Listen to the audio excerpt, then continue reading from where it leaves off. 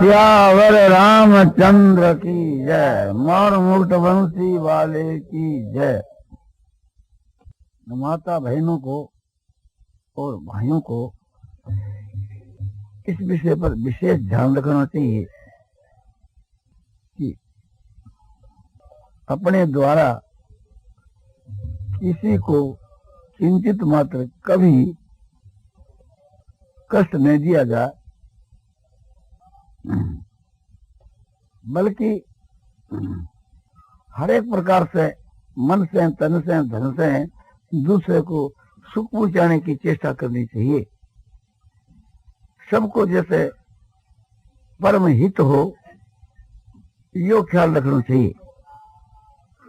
सब कोई भगवान की संतान है या सब कोई भगवान के ही हैं,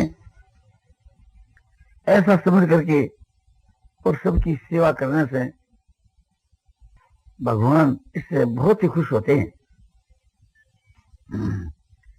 कोई भाई किसी के ही बालकों को सुख पहुंचाता है तो उसके माता पिता भी खुश होते हैं और वे बालक तो खुश होते ही। एक स्त्री दूसरी स्त्री के बालकों को हर एक प्रकार से सुख पहुंचाती है, आराम देती है, तो उस बालक की माँ सुख पहुंचाने वाली स्त्री के अधीन सी हो जाती है। अपने बालकों से भी बढ़ करके दूसरे के बालकों को समझकर उन्हें को सुख पहुंचाना ये एक उत्तम विद्या है। किसी स्त्री को या किसी पुरुष को अपने अनुकूल बनाना हो तो उसके लिए यह एक मोहनी मंत्र है कि अपने स्वार्थ को त्याग कर करके और हर प्रकार से दूसरे का हित करना। और गुण और अवगुण संसार में भरे हुए हैं, इसलिए अवगुणों की तरफ ख्याल तो करना ही नहीं, किंतु दूसरों के गुणों की तरफ ख्याल करना और उसे गुणों को अपने में लाने की चेष्टा करना, गुण ग्रहण करना और उस गुणों की प्रशंसा करना, यह भी एक मोहनी मंत्र है। दूसरों को सुख पहुंचाने से यानी सेवा करने से और दूसरों के सच्चे गुणों का गान करने से वो उसके अधीन हो जाता है। चाहे कोई पापी हो, नीच हो, दुष्ट हो, वो भी इसके रीत के वहां समझो कि मुक्त हो जाता है। फिर जो अच्छे जो आदमी है वे अनुकूल हो जाए, इसमें कहना क्या है।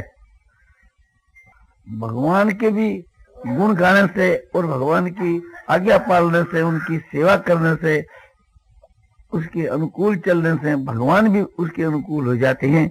और दूसरों की तो बात ही क्या है। तो सारी संसार भगवान से उत्पन्न हुई है, इसलिए भगवान की संतान है और हमारे सब भाई हैं। हम सब परस्पर के वहां सब एक हैं, ऐसा समझ करके सबके साथ में मैत्री भाव से प्रेम बढ़ाना और उनको हर प्रकार से सुख पहुंचाना, ये बहुत ही उत्तम बात है। तुलसीदास जी कहते हैं, परहित सारी से धर्म नहीं भाई,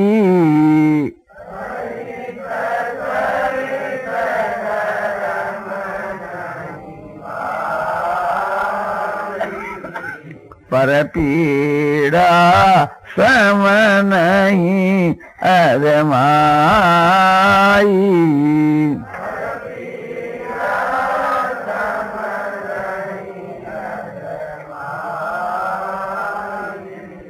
दूसरे की आत्मा को सुख पहुंचाने के समान तो कोई धर्म नहीं है और दूसरे की आत्मा को दुख पहुंचाने के समान कोई पाप नहीं है।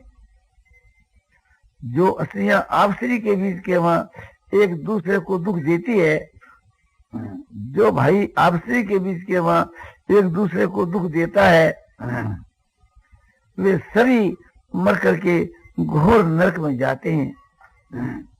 बल्कि अपना ये भाव रखना चाहिए कि हे परमात्मा, हमारे द्वारा दूसरों की सेवा न होए तो कष्ट भी नहीं होना चाहिए, और सेवा न हो क्यों, अवश्य करनी ही चाहिए। सब जो भगवान की संतान है इस भाव से भी, और दूसरा एक भाव है वो इससे भी उच्च कोटि का है। निष्काम भाव से दूसरों की हर प्रकार से सेवा करना ये कर्म योग है। माने यज्ञ, दान, तप, सेवा के द्वारा दूसरों को सुख पहुंचाना, किसी भी प्रकार से दूसरों को सुख पहुंचाना, आसक्ति और फल की इच्छा को त्याग कर, अहंकार को त्याग करके दूसरों को सुख पहुंचाना, ये शुद्ध निष्काम भाव है। ये भाव बड़ा पवित्र है और निष्काम है। इसे का फल परमात्मा की प्राप्ति है। मन के बीच के वहां अहंकार, ममता, राग, द्वेष आदि जो दुर्गुण है, इनसे रहित होकर के और निष्काम भाव से अपने स्वार्थ का त्याग करके दूसरे के स्वार्थ की सिद्धि के लिए प्रयत्न करना, हाथ साफ करके सेवा करना, अपना जो सत्व है दूसरे के प्रति आपने देना, वास्तव के बीच के वहां समझो कि ये बहुत हित की बात है और इसको सारी दुनिया मानती है, इसमें कोई मतभेद नहीं। और इससे भी वह भाव और उत्तम है। कौन भाव? कि सभी मेरी आत्मा है, सबको अपना आत्मा समझ करके सुख पहुंचाया जावे तो वह और भी उत्तम है। ये सांख्य योग है कि सर्वभूतस्म आत्मान सर्वभूतानि चात्मनि ईक्षते योग युक्तात्मा सर्वत्र समदर्शने। सर्वत्र समदर्शनात्मा योग युक्तात्मा पुरुष, सर्वत्र समदर्शन करने वाला योग युक्तात्मा पुरुष, माना सबके मां समभाव, सबके बीच के मां समबुद्धि रखने वाला योग युक्तात्मा। जीवात्मा और परमात्मा की जो एकता है उसका नाम है योग। उस एकता में युक्त है आत्मा, जिसकी से योग युक्तात्मा, अर्थात योग जो है परमात्मा, उस परमात्मा के स्वरूप में एक ही भाव से स्थित होकर करके और सारे भूतों को अपने आत्मा के अंतर्गत समभाव से देखता है और सारे भूतों के मां अपनी आत्मा को समभाव से देखता है। अर्थात जैसे अज्ञानी आदमी अपने शरीर के मां समभाव से देखता है, अपने शरीर में अपने अंगों के मां समभाव से देखता है, इसी प्रकार जो सारा जो विश्व है उस सारे विश्व के मां अपने आत्मा को समभाव से देखता है। सारे विश्व के बीच में अपनी आत्मा को जो देखता है और आत्मा को सारे विश्व में, सारे विश्व को अपनी आत्मा में जो अनुभव करता है। जैसे आकाश जो है ये सारे बादलों में अपने को समभाव से व्यापक देखे और आकाश अपने एक अंश में सारे बादलों के समूह को सो देखे, इसी प्रकार से थी अपने आत्मा को सारे भूत प्राणियों में देखना। सारे ब्रह्मांड को तो अपने अंतर्गत अपने संकल्प के आधार देखना, परमात्मा के स्वरूप में एक ही भाव से स्थित होकर, यानी ब्रह्मभूत बनकर परमात्मा के स्वरूप में स्थित होकर, जैसे अज्ञानी आदमी देह के वहां स्थित है, ऐसे समष्टि चेतन जो ब्रह्म, उस ब्रह्म के वहां स्थित होकर के ब्रह्म रूप बन कर के और सारे ब्रह्मांड को अपने ब्रह्म स्वरूप के अंतर्गत संकल्प के आधार समझ करके अपने अंतर्गत सो देखे और सारे विश्व में अपने आत्मा को उसमें यथार्थ रूप से, वास्तव रूप से सो प्रत्यक्ष अनुभव करे। इस प्रकार से अनुभव कर करके जो सब में सम भाव से सुख दुख को देखता है, आत्मोपमेन सर्वत्र समं पश्यति अर्जुने सुखं वादि वा दुखं स योगी परमो मतः। अपने आत्मा के उपमा के समान, अपने देह के उपमा के समान जो सब जगह के वहां समभाव से देखता है, सुख और दुख को भी समभाव से, माने सब में सुख दुख को भी समभाव से देखता है। भगवान कहते हैं कि मेरे मत में, मेरे सिद्धांत में वह परम योगी है। जैसे एक अज्ञानी आदमी चरणों से लेकर मस्तक तक आत्मा का अनुभव करता है और सब में दुख दर्द को समान भाव से अनुभव करता है, हाथ में, पैर में, सिर में, और ये समझता है सब मेरी आत्मा, मेरा ही स्वरूप है। इसी प्रकार से सारे ब्रह्मांड को एक प्रकार से अपने आत्मा के मां देखे कि मेरे आत्मा के अंतर्गत है, और सारे ब्रह्मांड के मां अपने आप को अनुसूत देखे, अपने आप को व्यापक देखे, उसमें मानो मैं प्रवेश किए हूं, इस प्रकार से अनुभव करे। ऐसा अनुभव करके सब भूतों के हित में रत हुए तो ये और भी उत्तम बात है। प्रथम एकांत में स्थित होकर के ऐसी स्थिति अपनी बना लेवे, यानी ब्रह्म भूत जो अवस्था है उसमें स्थित हो जावे, और फिर व्यवहार काल के बीच के मां सबको अपनी आत्मा समझ करके सबके हित में रत होए, तो यह बात उससे भी और बढ़ करके है कि जैसे भगवान ने गीता की 5वें अध्याय के 24 और 25 के श्लोक में बतलाया है, यो अंत सुख अंतराराम है तथा अंतर ज्योति रेवय से योगी ब्रह्म निर्वाण ब्रह्म भूतोधि गच्छति। ब्रह्म भूत योगी ब्रह्म निर्वाण को प्राप्त हो जाता है। ब्रह्म भूत यानी ब्रह्म के स्वरूप में स्थित कैसा वह ब्रह्म भूत योगी है, ये अंत सुख, अंत माने आत्मा में सुख वाला, आनंद वाला, आत्मा को ही आनंद रूप से अनुभव करने वाला, कि मेरी जो आत्मा है, मेरा जो स्वरूप है वो एक प्रकार से थी आनंदमय है। इस प्रकार से आनंदमय देखने वाला ब्रह्म भूत, ब्रह्म जो परमात्मा, उस परमात्मा के मां एक ही भाव हुआ, परमात्मा के स्वरूप में तद्रूप हुआ, परमात्मा ही बना हुआ। जैसे ज्ञानी आदमी देह बना हुआ है, इस प्रकार से थी ब्रह्म भूत पुरुष, ब्रह्म स्वरूप बना हुआ पुरुष है, उस ब्रह्म को ही आनंद रूप से अनुभव करे कि ब्रह्म सो आनंदमय है। तो यंत सुख अंतराराम है, जो अंतराराम, अंत माने आत्मा राम, ब्रह्म ही मेरी आत्मा है, इस प्रकार से स्थित पुरुष है, और उस ब्रह्म के स्वरूप का ही मनन करता रहता है। वो मनन करना ही उसमें क्रीड़ा है, उसी को आराम कहते हैं। तो ऐसा जो ब्रह्म के स्वरूप में स्थित होकर ब्रह्म बन करके और उस ब्रह्म के स्वरूप का पुनः पुनः बारंबार मनन करता रहता है, वह अंतराराम है। और ऐसा जो ब्रह्म का जो स्वरूप है वो आनंद स्वरूप है, चिन्मय है, वो आनंद है, वो चेतन है, चेतन वही आनंद है। इस प्रकार से थी ब्रह्म के स्वरूप में अभेद रूप से स्थित हुआ, ब्रह्म स्वरूप बना हुआ, और अपना जो ज्ञान स्वरूप है, चिन्मय स्वरूप है, उससे को अनुभव करता है कि ब्रह्म जो है स्वयं ब्रह्म ही चेतन स्वरूप है, और चेतन है वो आनंद है, आनंद है वो चेतन है, दोनों एक ही बात है, दो नहीं है। ऐसा जो ब्रह्मभूत पुरुष है वह निर्वाण ब्रह्म को प्राप्त होता है, यानी शांति में जो ब्रह्म है उस शांति में ब्रह्म के स्वरूप को प्राप्त हो जाता है। ऐसा ब्रह्मभूत पुरुष है।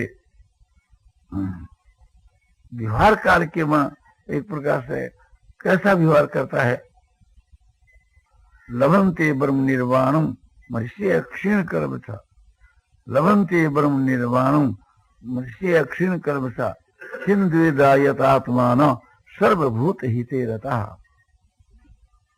तो बताया जाता है कि ऐसे जो योगी हैं, महात्मा पुरुष हैं, जो ब्रह्म को प्राप्त हो चुके ब्रह्मभूत पुरुष, ऐसे ऋषि लभन्ते ब्रह्म निर्वाणम, ब्रह्म निर्वाण को प्राप्त होते हैं। कैसे ऋषि? क्षीण कलमशा, जिनके वहां मल विक्षेप आवरण का नाम भी नहीं है, माना मल विक्षेप आवरण रूप पाप से जो रहित है, और क्षीण देवता, और जो संशय से रहित है, जिसमें कोई प्रकार का संशय नहीं है, अरे जिनका अंतःकरण मन बुद्धि कंट्रोल में है जिसकी, और वे ऐसा जो महात्मा पुरुष जो सारे भूतों के हित में रत है, वे निर्वाण ब्रह्म को प्राप्त होते हैं। ये बात पहला कही थी। तो ये सांख्य योग के अनुसार साधन है। 24 के श्लोक का जो साधन है वो तो एकांत में बैठ करके और ध्यान का साधन है, और 25 का जो श्लोक बताया ये व्यवहार काल का है, क्योंकि इसमें सारे भूतों के हित में रत होने की बात कही है। सारे प्राणियों के वहां रत, जैसे अज्ञानी आदमी अपने स्वास्थ्य में रत है, अपने देह के सुख में रत है, ऐसे वो सारे भूतों में रत है, क्योंकि सारे भूत ही उसकी आत्मा है। इस वास्ते वो एक प्रकार से सबके हित में रत है। तो सबको भगवान की संतान समझ करके के और उनकी सेवा करता है, अपना भाई समझ करके के, उससे ये ज्यादा ऊंचे दर्जे की है। क्यों है कि काम पड़ने के ऊपर जहां अपना और अपने भाई का दोनों का एक प्रकार से कोई काम पड़ जाता है, संकट आ जाता है, तो जहां तक वो अपनी सेवा करता है, अपने हित के मारत अधिक होता है भाई की अपेक्षा। जहां अपनी आत्मा ही समझता है वहां वो विशेष उसके हित में रत हो जाता है। इसलिए एक प्रकार से ये उत्तम है। और इससे भी उत्तम वह है कि सब में परमात्मा परिपूर्ण है, या सभी परमात्मा को स्वरूप है, अपना इष्ट देव मान कर करके और सबके हित में जो व्रत होता है वो इससे भी बढ़ करके है।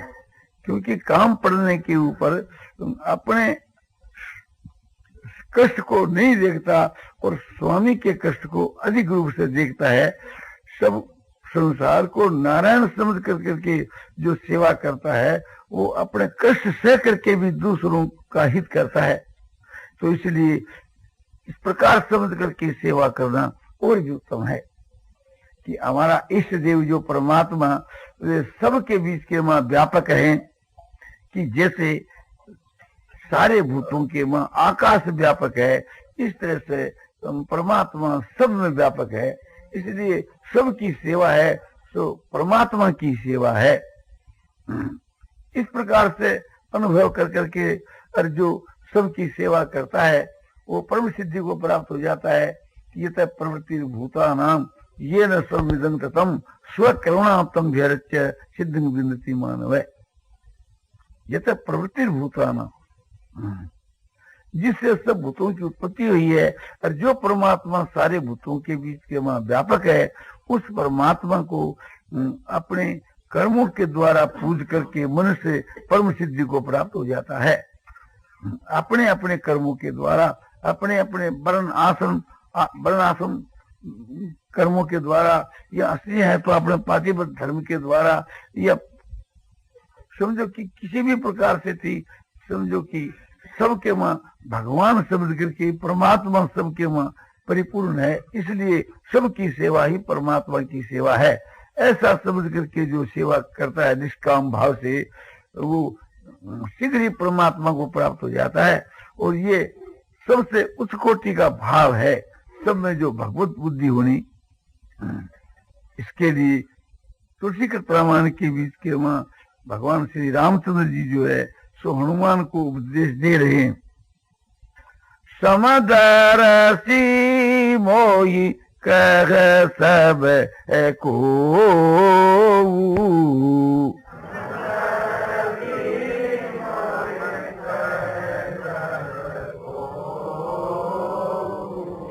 सेवक प्रिय अनन गति सो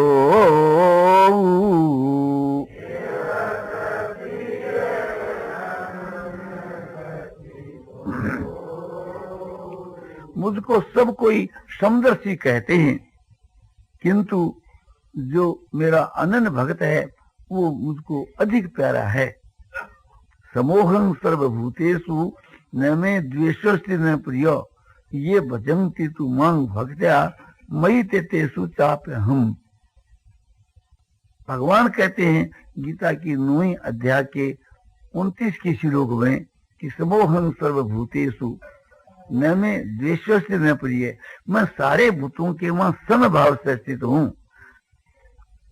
तो न तो कोई मुझको प्यारा है और न कोई ये सो अप्रिय है, न तो कोई मेरे प्रिय न कोई मेरे अप्रिय, मेरे सब समान ही है। किंतु जो भक्ति से मुझको जो भजते हैं वे मेरे हृदय में हैं और मैं उनके हृदय में हूँ। यहाँ तुलसीकृत रामायण के बीच के वहां किष्किंधा कांड में हनुमान के प्रति भगवान कहते हैं सो अनन्य जाकी ऐसी मति न तरे हनुमंत।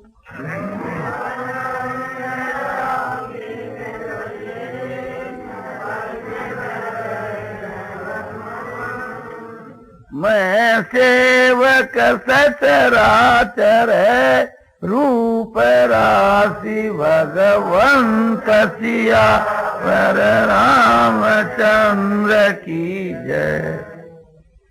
हे हनुमान, वह मेरा अनन्य भक्त है जिनकी मति माने बुद्धि इस सिद्धांत से थी कभी नहीं टरती, माने कभी नहीं हटती। क्या सिद्धांत है कि सारा संसार भगवान के स्वरूप की राशि है और मैं उनका सेवक हूं।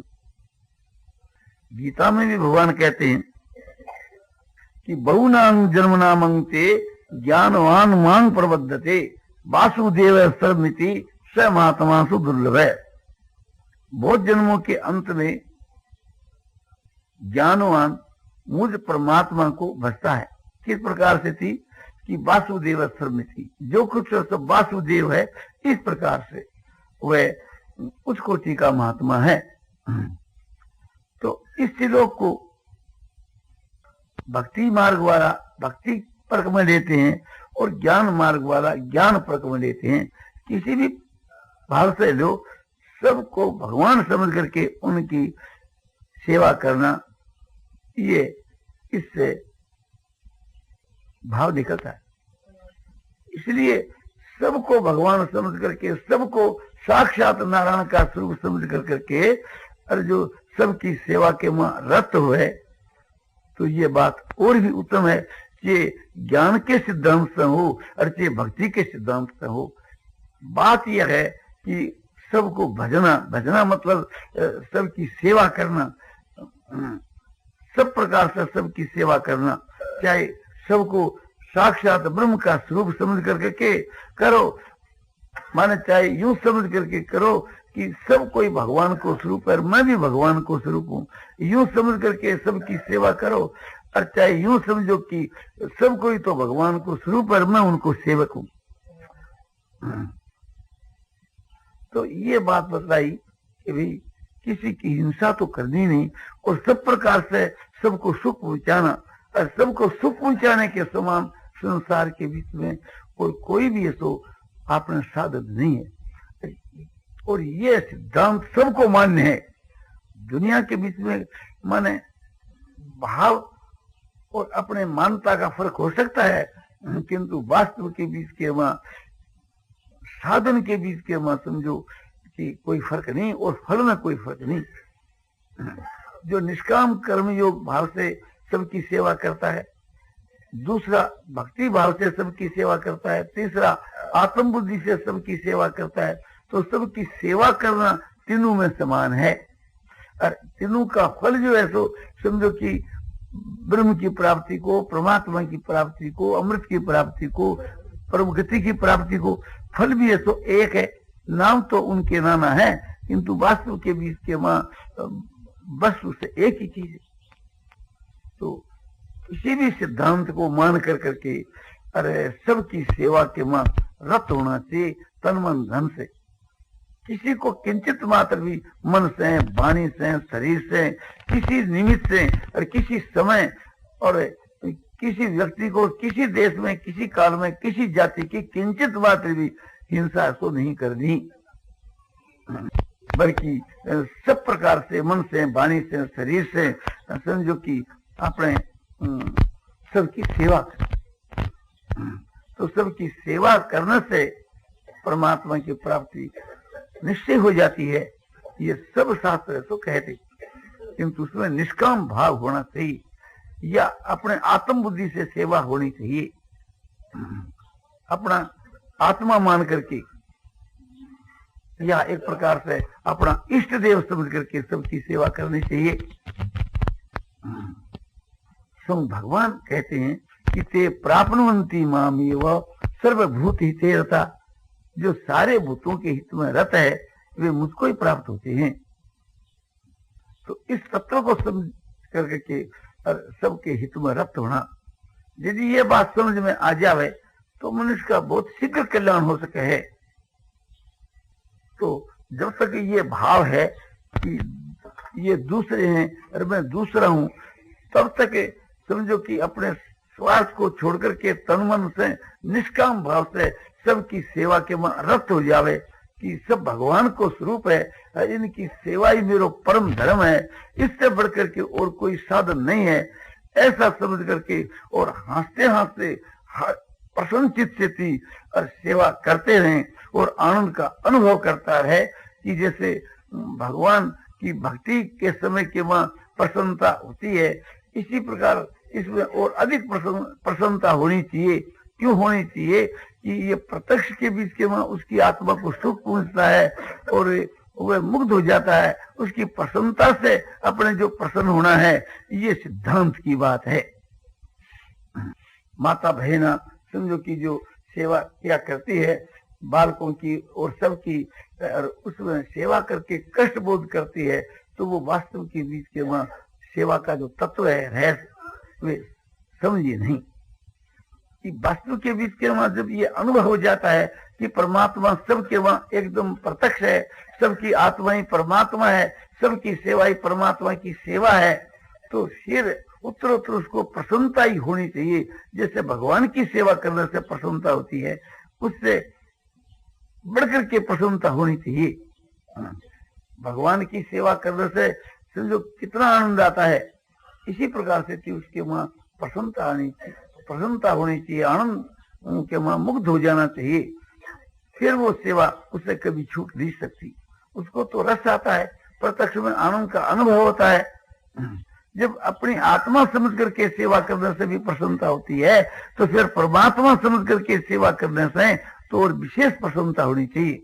जैसे साधुओं की, महात्मा पुरुषों की सेवा करने से प्रसन्नता होती है, तो उससे बहुत ज्यादा प्रसन्नता होनी चाहिए सबको परमात्मा समझ करके या सब में परमात्मा समझ करके।